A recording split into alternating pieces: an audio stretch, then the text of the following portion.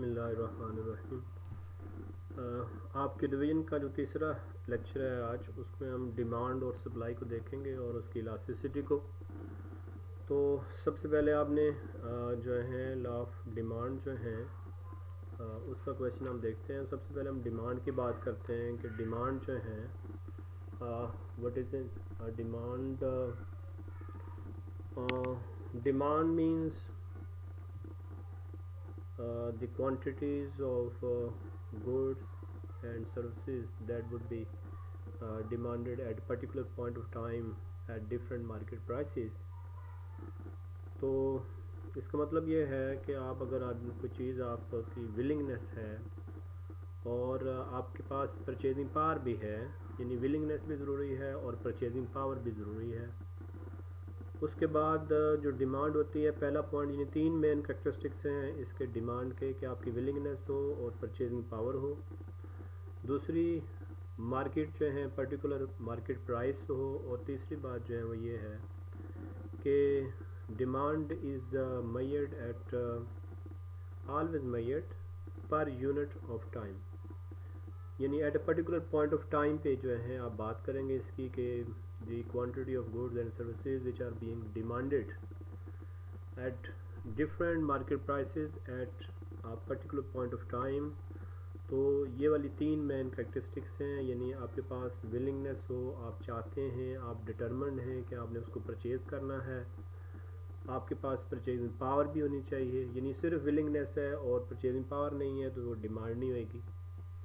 और अगर आपके पास परचेजिंग पावर है लेकिन आपका दिल नहीं कर रहा उस चीज़ को ख़रीदने का, तो फिर भी वो डिमांड नहीं कहलाएगी। तो तीन चीज़ें ज़रूरी हैं, विलिंगनेस और परचेजिंग पावर और पर्टिकुलर जो है स्पेसिफिक मार्केट प्राइसेस, और उसके बाद जो है यूनिट पर यूनिट ऑफ टाइम के तीन चीज़ें ये वाली जो हैं जब इन कम्बिनेशन होएगा तो फिर वो डिमांड है। तो इसमें हम फिर पढ़ते हैं what is demand is a function of price, और बाकी जो उसमें कुछ वेरिएबल हैं, पैरामीटर्स हैं, वो कांस्टेंट होते हैं। जैसे हम कहते हैं मनी है, प्राइस ऑफ अदर थिंग्स है, वेदर है, टेस्ट है, फैशन, जो भी बाकी जितने भी चीज़ें हैं उनको हम कांस्टेंट लेंगे। और demand is the function of price, ये दो चीज़ों का रिलेशनशिप देखेंगे कि किसी चीज़ की प्राइस जो है उसकी प्राइस में अगर चेंज आता है तो उससे डिमांड पे क्या चेंज होता है। तो इसके लिए सबसे जो ज़रूरी और ये वाली जो है law of demand, law of demand में जो है इसकी जो डेफिनेशन है लॉ ऑफ डिमांड की, वो ये है कि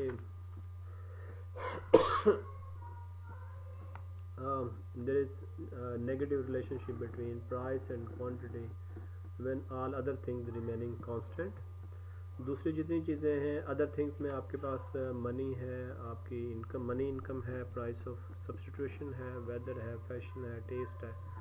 तो वो सारी चीज़ें अगर कांस्टेंट रहती हैं, जिसको आप कहते हैं other things remaining same, when the price of commodity decreases, its demand expands, and when price of a particular commodity increases, its demand contracts। तो दो चीज़ें आप इसमें देखते हैं, लफ्ज़ जो हैं मैंने बताया हुआ आपको क्लास में भी कि कंट्रैक्शन और एक्सटेंशन, कि आपने लॉ ऑफ डिमांड में दो लफ्ज़ों का जो है वो इस्तेमाल करना है कि प्राइस कम होने से डिमांड जो है वो एक्सपेंशन होती है उसके अंदर, और प्राइस ज़्यादा होने से डिमांड में कंट्रैक्शन होती है। जबकि दूसरी तमाम जो पैरामीटर्स हैं वो अगर सेम रहते हैं, जैसे जब पहले बात हो चुकी है, जैसे मनी इनकम है या वेदर है, फैशन है, टेस्ट, जो भी है, इसके अजम्पशन जो हैं देयर इज़ नो चेंज। यही वाले अजम्पशन जो हमने बात की है जिसको हम अदर थिंग्स कहते हैं कि अदर थिंग्स रिमेनिंग सेम। अब वो कौन सी अदर थिंग्स हैं, वो ये अजम्पशन है इसके, there is no change in the test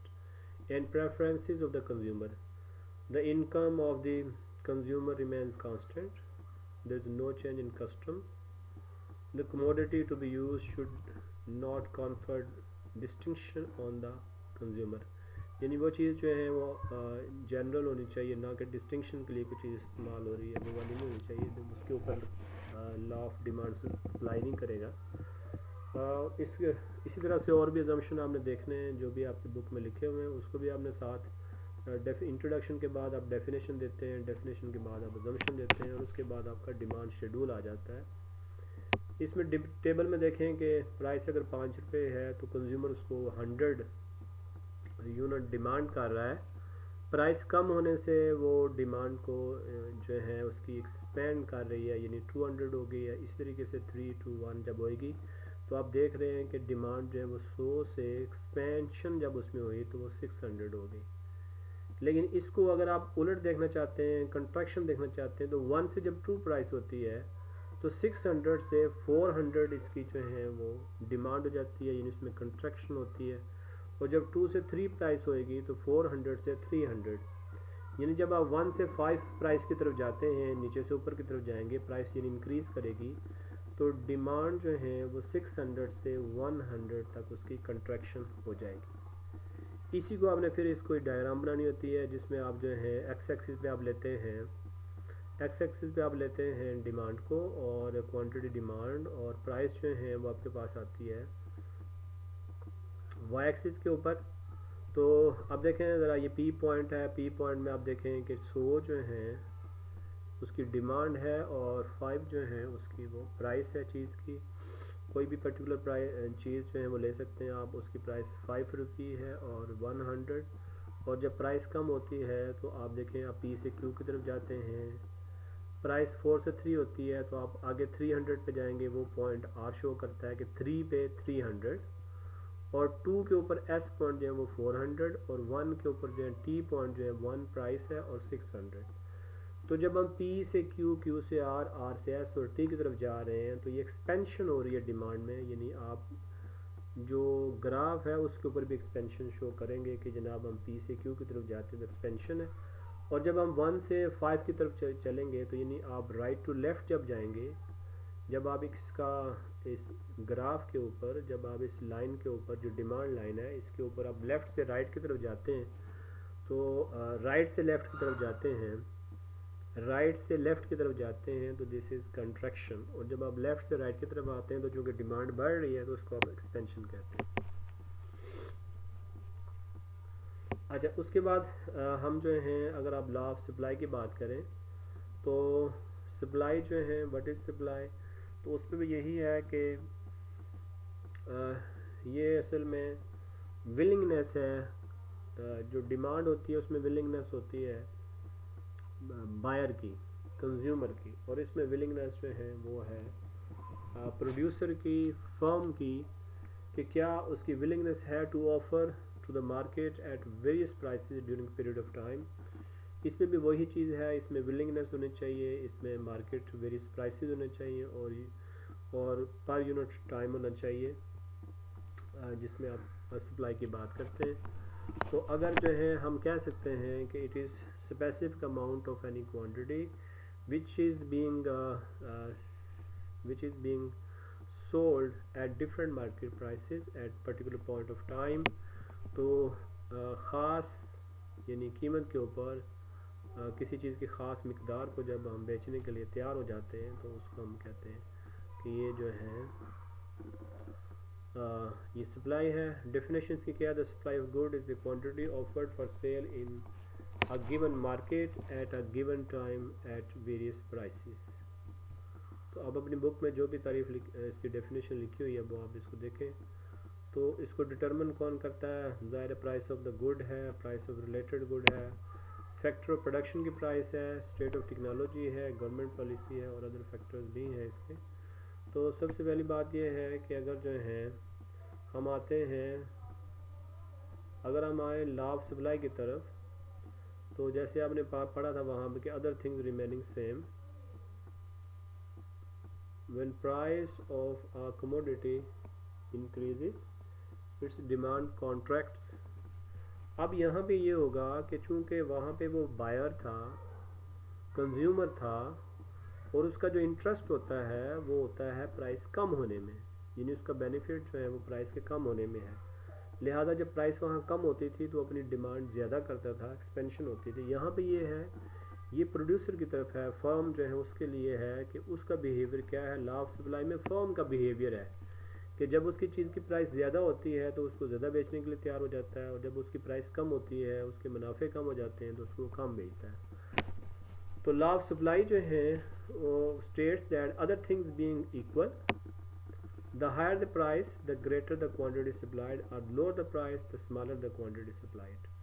यानी अगर price other things remaining same है, जैसे बात पीछे हमने पढ़ा था कि टेक्नोलॉजी सेम होनी चाहिए, प्राइस ऑफ अदर थिंग्स जो उसकी सेम होनी चाहिए, prices of factors of production same होने चाहिए, तो मेथड ऑफ प्रोडक्शन जो है वो सेम रहना चाहिए, टेक्नोलॉजी जिसे आप कहते हैं वो भी सेम रहना चाहिए। तो ये चीज़ें जब सेम रहेंगी तो फिर जो है अगर किसी चीज़ की प्राइस बढ़ती है तो प्रोड्यूसर उसकी जो है सप्लाई को बढ़ा देता है, और प्राइस कम होने से सप्लाई को कम कर देता है। इसके अजम्पशन जो हैं इसके देखें, quantity is a function of price, और सी और टी यानी technology of its production, cost of production, price of other goods. तो ये जो अदर गुड्स की प्राइस है ये सेम रहनी चाहिए। उसके बाद इसका शेड्यूल है, ये देखें आप, अगर प्राइस जो है लेट के 1 रुपी पर केजी है तो उस पर फर्म जो है 10 यूनिट्स या 10 केजी सप्लाई कर रही है, प्राइस उसकी बढ़ेगी तो उसके प्रॉफिट बढ़ेंगे, तो उसको वो और ज़्यादा सप्लाई करेगी, यानी 30 पे, फिर 3 के ऊपर 50 के, और इसी तरह से 4 के ऊपर 70, और मज़ीद आगे जो है वो जाता जाएगा। तो यहाँ पे आप देख रहे हैं कि जब प्राइस बढ़ती है तो आप सप्लाई में देखें एक्सपेंशन हो रही है, ये डिमांड के उलट है। वो उसकी मैंने आपको रीज़न बता दी कि वहाँ पे डिमांड में जो है वो बायर का बिहेवियर शो किया जा रहा है, और लॉ ऑफ सप्लाई में जो है वो फर्म का बिहेवियर शो होता है। यहाँ पे देखें प्राइस बढ़ने से तो आपकी जो सप्लाई है वो एक्सपेंशन हो रही है, और प्राइस अगर आप कम करेंगे 5 से 4, 3, 2, 1 की तरफ जाएंगे तो आप देखेंगे कि सप्लाई जो है उसमें भी जो है वो कंट्रैक्शन होएगी 80 से 70, 50, 30 और 10। तो जाहिर है इसमें फर्म के पास मौका होता है कि वो अपनी प्राइस जो है जब बड़ी है तो उसमें प्रॉफिट ज़्यादा से ज़्यादा कमा ले, तो इसलिए वो जो है प्राइस के बढ़ने पे वो क्वांटिटी को ज़्यादा सप्लाई करता है। अच्छा, उसके बाद जो है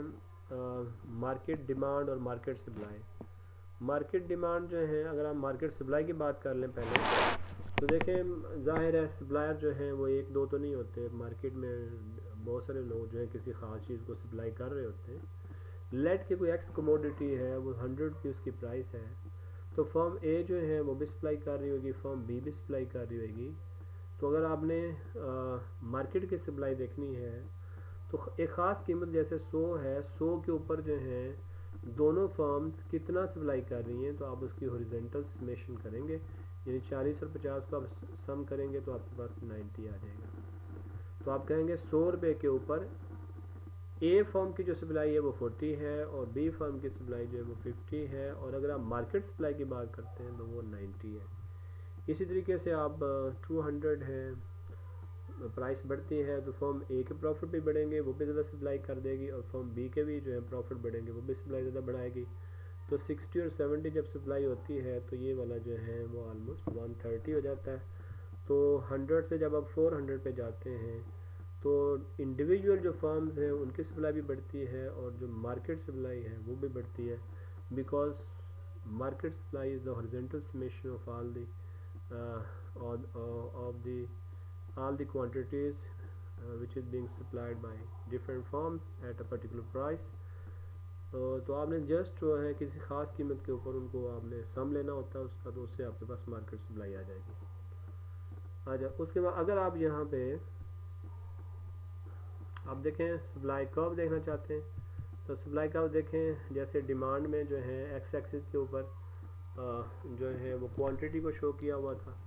और वाई के ऊपर प्राइस को शो किया हुआ था। तो यहाँ पे देखें, यहाँ पे जो है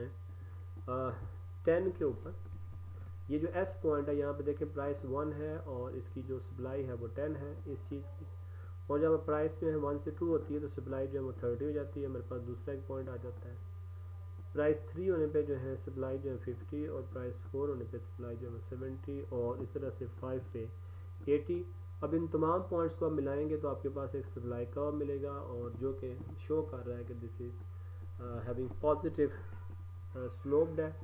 और इसमें देखें अगर आप, इसका मतलब ये है कि यहाँ पे डिमांड से थोड़ा सा उलट काम ये है कि आप जब ऐसे से ऊपर की तरफ जाते हैं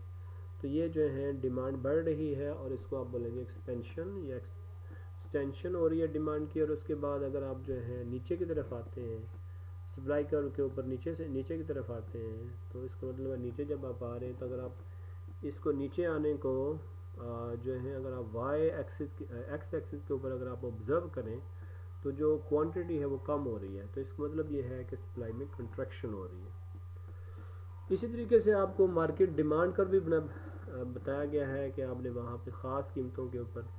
जो बहुत सारे कंज्यूमर हैं, consumer A B C D, तो उन सारे कंज्यूमर्स की जो डिमांड है हर प्राइस के ऊपर, वो आप उसका सम लेंगे और फिर उसको आप मार्केट सप्लाई कह देंगे।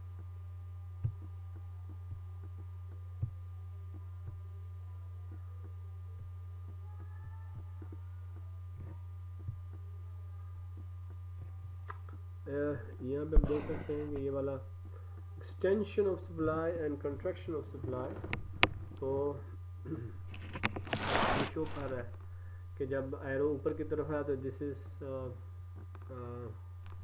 एक्सटेंशन ऑफ सप्लाई, और जब आप ऊपर से नीचे की तरफ आते हैं तो डिमांड क्योंकि जैसे आप एन से क्यू से एल की तरफ जाते हैं तो इसका मतलब ये है कि आप जो है आपकी डिमांड, आपकी सप्लाई जो है वो कम हो रही है, तो इसको आप कहेंगे जनाब दिस इज़ कंट्रैक्शन जो है ऑफ।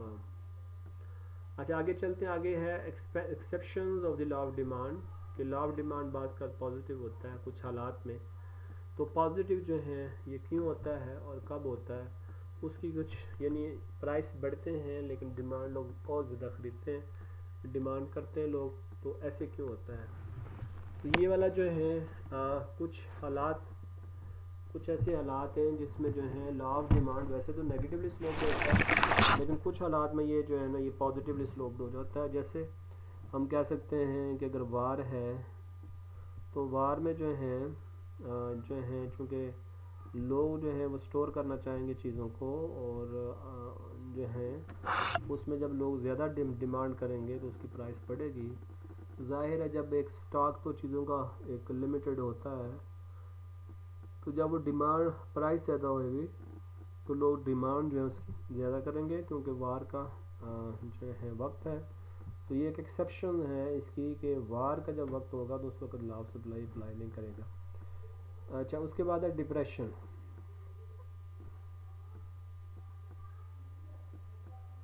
डिप्रेशन में ये होता है कि चीज़ों की प्राइसेस भी कम होती हैं और उनकी डिमांड जो है वो भी कम होती है, मुनाफे चूँकि कम होते हैं, इन्वेस्टमेंट कम होती है, एम्प्लॉयमेंट कम होती है, आउटपुट। तो इस तरह से ये है कि डिप्रेशन में सारे ही वेरिएबल जो होते हैं मैक्रो इकोनॉमिक वेरिएबल, उनकी एफिशिएंसी बहुत कम हो जाती है, और अगर लोग जो है प्राइस को कम भी करते हैं तो चूँकि लोगों का इनकम लेवल इतना ज़्यादा नहीं होता तो प्राइस कम करने पे भी डिमांड नहीं बैठती। हालांकि लॉ ऑफ डिमांड तो ये कहता है कि प्राइस जो है जब कम होगी तो डिमांड उसकी ज़्यादा होगी, लेकिन डिप्रेशन जब होता है इकोनॉमी में तो उस वक्त जैसे नहीं होता, डिमांड नहीं बढ़ती चाहे आप प्राइस और भी कम कर लें। उसके बाद गिवन पैराडॉक्स है। गिवन चीज़ें जो हैं उनके बारे में देखा हुआ है कि वो ऐसी चीज़ें होती हैं कि जब उनकी प्राइस बढ़ती है या ज़्यादा होती है उस वक्त वो ज़्यादा डिमांड की जाती है, और जब प्राइस कम होती है तो उससे उसका डिमांड जो है उसकी कम की जाती है। तो इनमें भी जो है लॉ ऑफ, जैसे हम कहते हैं वीट जो है वो एक नेसेसिटी है और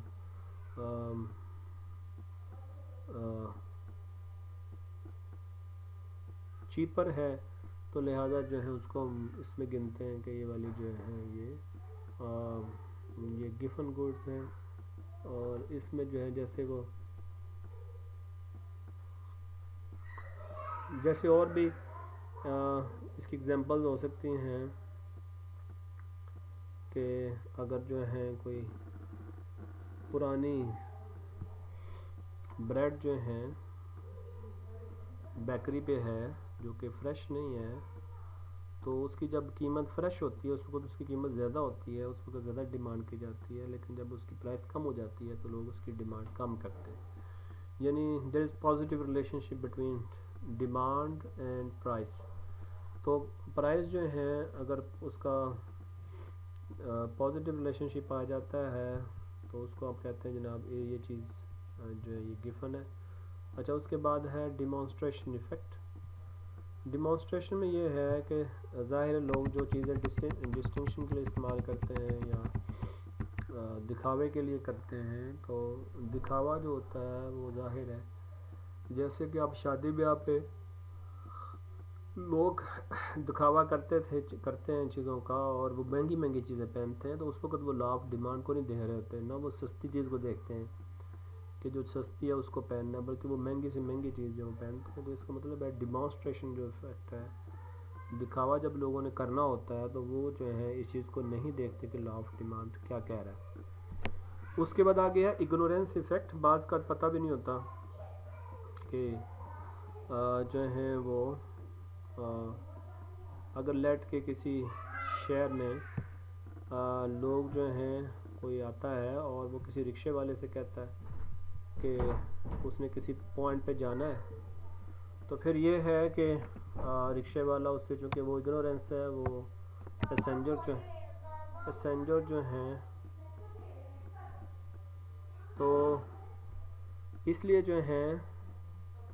वो पैसेंजर चूँकि इग्नोरेंट है, उसको नहीं पता तो रेंट वगैरह का, तो फिर वो जो है वो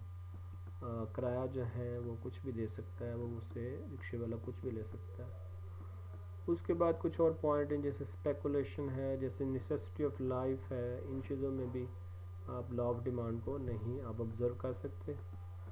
अच्छा, आगे चलते हैं चेंजेस इन डिमांड। अब चेंज इन डिमांड या इलास्टिसिटी की तरफ चलते हैं। कि व्हाट इज़ द डिफरेंस, ये भी हो सकता है कि क्वेश्चन कि what is the difference between या difference between expansion and contraction and uh, rise in demand या rise and fall। तो चेंज ऑफ डिमांड जो है वो दो तरह की होती है, एक है कंट्रैक्शन एक्सपेंशन और दूसरा है राइज एंड फॉल। अब आपको बार बार ये बताया गया है, आपने पढ़ा होगा कि लॉ ऑफ डिमांड जो है, जब आप इसकी बात करते हैं कि किसी चीज़ की डिमांड उसकी प्राइस के ऊपर डिपेंड करती है, तो अगर किसी चीज़ की डिमांड में उसकी अपनी प्राइस के चेंज होने से इफ़ेक्ट होता है, तो उसको हम एक्सपेंशन या कंट्रैक्शन कहते हैं। यानी किसी चीज़ की प्राइस कम हुई है और उसकी डिमांड बढ़ गई है तो वो एक्सपेंशन है। किसी चीज़ की प्राइस कंट्रैक्शन होगी, यानी किसी चीज़ की प्राइस कम हुई और उसकी डिमांड बढ़ गई तो दिस इज़ एक्सपेंशन, और प्राइस ज़्यादा होने से डिमांड अगर कम हो जाती है तो दिस इज़ कंट्रैक्शन। डिमांड का कम होना उसकी अपनी चीज़ की प्राइस की वजह से उसको हम कंट्रैक्शन बोलते हैं, और डिमांड का ज़्यादा होना यानी डिमांड ज़्यादा हो जाए प्राइस के गिरने की वजह से, दैट इज़ एक्सपेंशन और एक्सटेंशन। अच्छा, उसके बाद अगर जो है वो जो हम अदर थिंग्स कहते थे उनकी वजह से अगर डिमांड, जैसे देखें दिस इज़ कंट्रैक्शन कि अगर आप डी से सी, ए और बी की तरफ आते हैं तो दिस इज़ जो है एक्सपेंशन, और अगर आप वापस जाते हैं तो दिस इज़ कंट्रैक्शन। तो इसमें एक छोटी सी पहचान जो है आपको ये पता होनी चाहिए कि अगर आप एक ही डिमांड कर्व के ऊपर मूव कर रहे हैं, एक ही डिमांड कर्व के ऊपर मूव कर रहे हैं, तो दैट विल बी, यानी when a consumer moves along the same demand line, एक ही डिमांड लाइन के ऊपर डिफरेंट पॉइंट्स हैं, तो अगर वह कंज्यूमर वहाँ मूव कर रहा है, चाहे वो आगे की तरफ आए या पीछे की तरफ आए, तो that would be the extension and contraction. और अगर जो है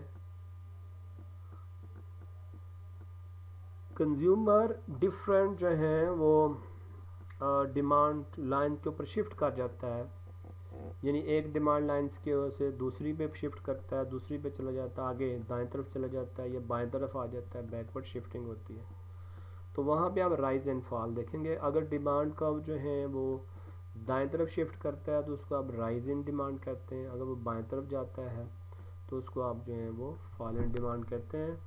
तो डिमांड चेंज का ये दूसरा जो है मेथड है, जिसमें जो है चीज़ की अपनी प्राइस तो सेम रहती है अभी देखें ये ग्राफ है जिसमें बता रहा है कि प्राइस P है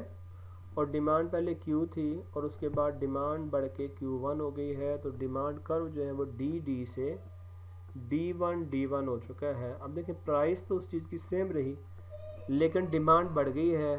तो it may be due to the weather, due to fashion, taste या money income of the consumer, किसी वजह से भी जो है this is due to the other factors, यानी other than the price of that particular commodity. वो जो चीज़ है उसकी अपनी प्राइस नहीं चेंज हुई, ये दूसरी चीज़ों की प्राइस में तब्दीली हो सकती है। लोग उधर शायद उसकी प्रेफरेंस उधर शो कर दें, लोग उधर शिफ्ट हो गए हैं दूसरी चीज़ों की तरफ, या दूसरी चीज़ें जो है वो महंगी हो गई हैं तो इधर शिफ्ट हो गए हैं। तो इसका मतलब यह है कि इसकी अपनी प्राइस ने कोई रोल अदा नहीं किया, अदर फैक्टर्स हैं, ये मौसम है या मनी इनकम है, फैशन है, टेस्ट है, इस वजह से लोग इधर शिफ्ट हुए हैं। तो इसको आप बोलेंगे that is increase in demand या राइज इन डिमांड। अच्छा, उसके बाद अगर आप बैकवर्ड जाते हैं तो that is fall in demand. Shift in demand and movement along the demand curve, this is movement along the demand line. देखिए आप ए से बी पॉइंट पे जा रहे हैं एक डिमांड लाइन के ऊपर, ए से बी पॉइंट पे जा रहे हैं तो इसको आप कहते हैं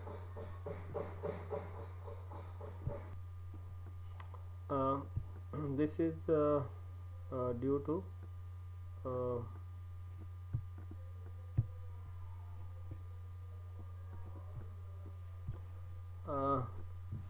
this demand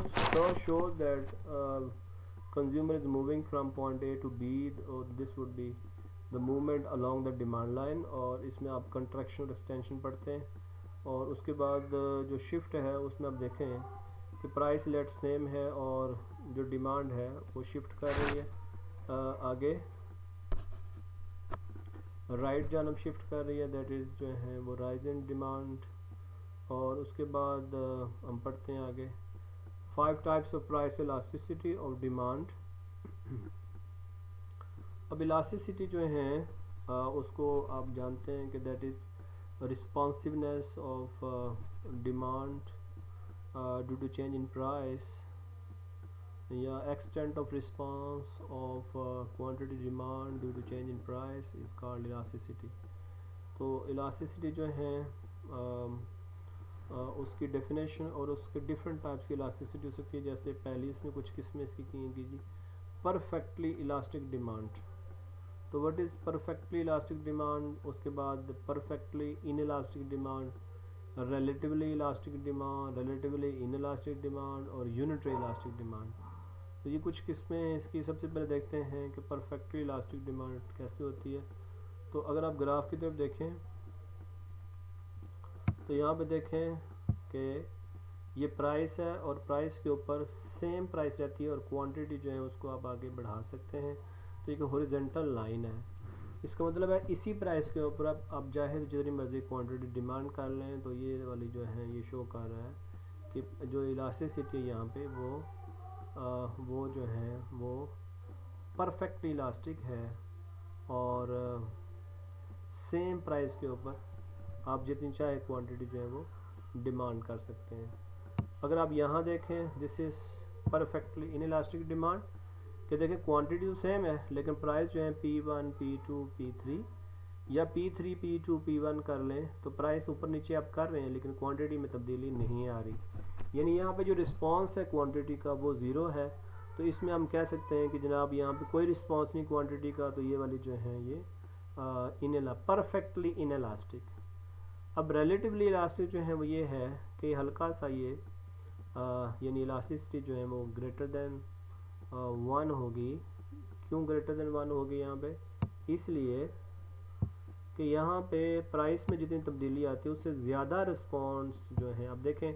प्राइस में तब्दीली जो आ रही है उसका गैप देखें और क्वांटिटी में जो चेंज आ रहा है उसमें गैप देखें। तो प्राइस में चेंज जो है is less than the change in quantity, यानी क्वांटिटी जो है demanded responded greatly than the action of the price या चेंज इन प्राइस। प्राइस में तब्दीली से ज़्यादा अगर जो है क्वांटिटी रिस्पॉन्ड करती है तो इसको कहते हैं relatively more elastic. Relatively in elastic जो होती है उसमें ये होता है कि आपका प्राइस में तो तब्दीली आती है ज़्यादा, लेकिन आपका जो क्वांटिटी है वो रिस्पॉन्ड इतना नहीं करती। तो this is relatively in elastic, demand के प्राइस में चेंज ज़्यादा है और क्वांटिटी का रिस्पॉन्स है वो कम है। और लास्ट में जो आप देखते हैं कि जनाब यूनिटरी इलास्टिक, तो यूनिटरी इलास्टिक का मतलब ये होता है कि जितना प्राइस में चेंज आया, लेट के 20% चेंज आया, तो क्वांटिटी जो है उसमें भी 20% चेंज आ जाता है, उसको हम कहेंगे दैट इज़ यूनिटरी इलास्टिक। अच्छा, उसके बाद आगे है, ये एक दफ़ा फिर देख रहे हैं थोड़ा सा ये टेबल में कि इलास्टिसिटी जो है वो जब इन्फिनिटी होती है तो उसको हम बोलते हैं परफेक्टली इलास्टिक डिमांड। वो इसलिए होती है कि प्राइस में कोई चेंज भी नहीं आता और क्वांटिटी जो है वो रिस्पॉन्स करी जाती है। और elasticity with respect to price अगर ज़ीरो है तो इसका मतलब है क्वांटिटी में चेंज नहीं आता, यानी प्राइस में तो चेंज आता है लेकिन क्वांटिटी में चेंज नहीं आता। इलास्टिसिटी ग्रेटर देन 1 यानी relatively elastic demand, elasticity is less then 1 यानी रिलेटिवली इन इलास्टिक डिमांड, और इलास्टिसिटी अगर 1 है तो उसको आप यूनिटरी इलास्टिक कहते हैं। और उसके बाद आगे है आगे कुछ चीज़ें हैं जैसे हम कर पढ़ते हैं, दैट इज़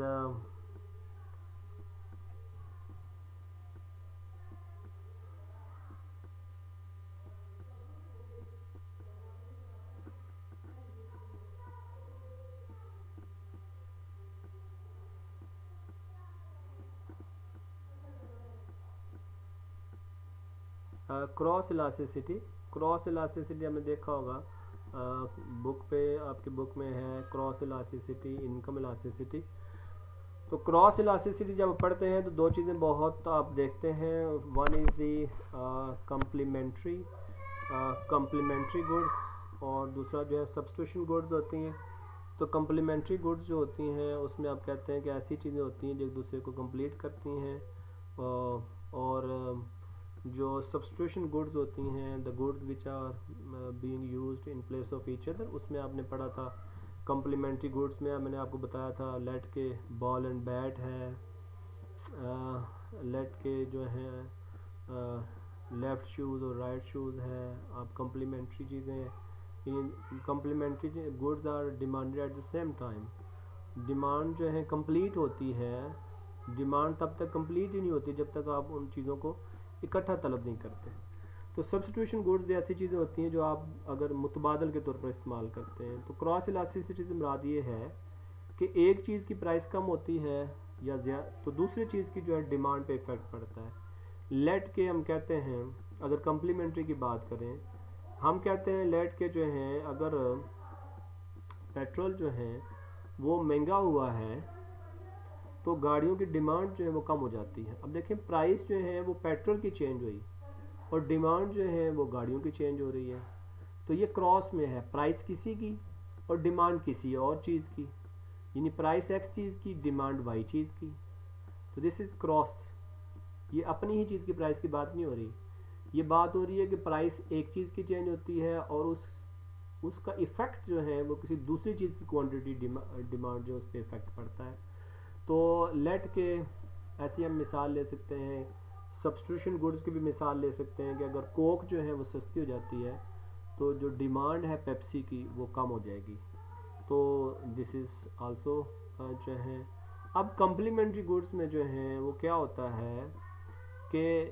नेगेटिव आपका क्रॉस इलास्टिसिटी आती है। अगर आप उसकी इलास्टिसिटी निकालते हैं,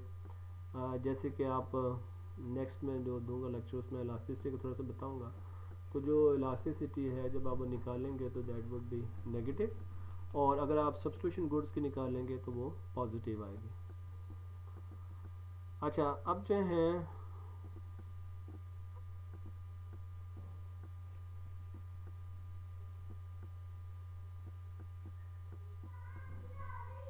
इलास्टिसिटी, अभी जो हम लेक्चर इसको थोड़ा सा सम अप करते हैं इसका कि